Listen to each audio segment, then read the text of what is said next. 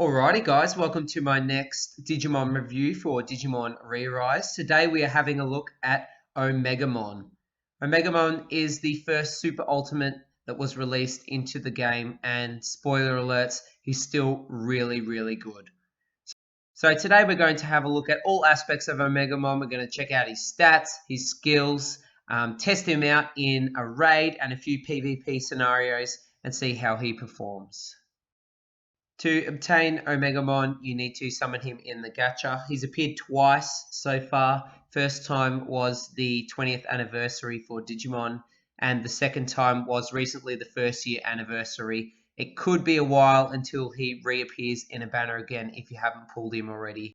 But unless you're a really new player, I would assume you already have him either re-rolled for him or pulled really hard when his banners came around.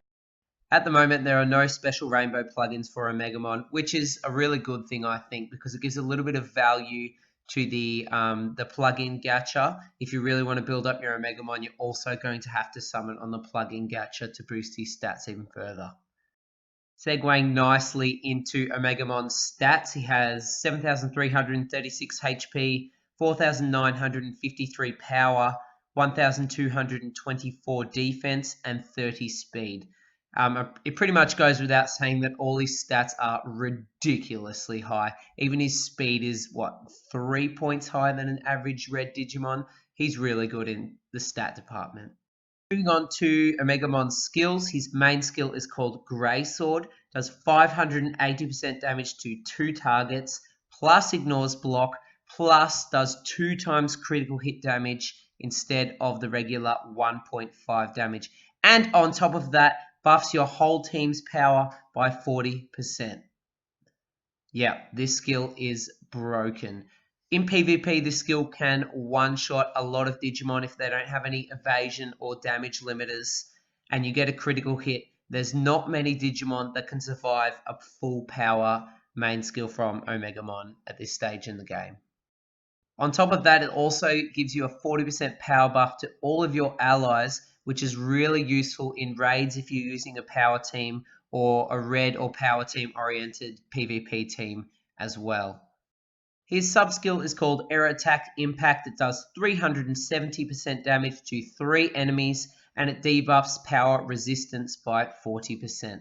This skill obviously isn't as amazing as his main skills, but sub-skills never really are. The debuff power resistance by 40% component of this can be really good in raids if you're running a power team, and you're kind of going to have to juggle if you want to get the power resistance debuff off first, or if you want to buff your team's power by using his main skill first in both raids and PvP. And finally, his passive skill, which I think is still the most busted passive in the whole game at this point. Render any 3 attacks that is 1,000 damage or more dealt to Omegamon to be reduced to 1,000 damage 3 times. So let's break this down. If a Digimon is going to do, say, 5,000 damage to Omegamon on the first turn, that will be reduced to 1,000. If a Digimon is going to do 800 damage to Omegamon in the first turn, that will stay at 800 damage, and it won't reduce one of the ticks that Omegamon has on his passive. This passive is super good because it can nullify some of the other team's really big hitters and limit them at 1,000 damage. And if you can boost your HP enough, you can survive up to 4 attacks without dying.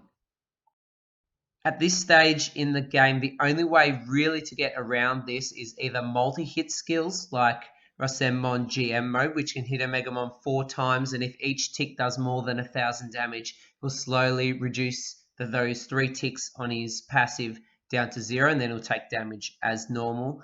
Or you can use Digimon like Lilithmon, which specifically say ignores damage limiters. Other than that, your Digimon aren't going to be doing much against Omegamon. I should also add that poison, error, burn, any status effects that do damage are not affected by this passive. So if you can get an early poison or error on Omegamon in PvP, it really helps to whittle him down fast. My personal tiers for Omegamon. Surprisingly, Raids, SS tier, PvP normal week, SS tier, PvP red week, SS tier, and pretty much every other week, SS tier. Omegamon is still super busted in all formats of the game. They are bringing out more Digimon to counter him slowly, but until you can reliably get a few of them on your team, he's still going to be number 1 or number 2 Digimon in the whole game. If you simply have a look at the PvP stats, Omegamon will be 80, 90, 100% usage rate depending on your tier list. And there's a reason why, because he's really, really good. If you don't have him already, I recommend you save up for the next time he appears and summon for him, because he is pretty much a staple in every format of the game.